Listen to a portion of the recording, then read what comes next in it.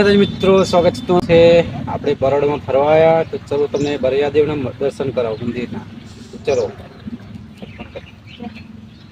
આ છે બરિયાદેવનું મંદિર જે બાયલીમાં આવેલું છે મિત્રો. તો આજે પૂનમના દિવસે મહારાજના દર્શન કર્યા. તો તમને ચલો મંદિરના થોડા દર્શન કરાવી લઉં. મંદિરની બહાર મસ્ત એવું જગ્યા છે. જો મંદિર, બરિયાદેવ દાદાનું મંદિર કેટલો મસ્ત જબરજસ્ત નજારો છે મંદિરનો મિત્રો.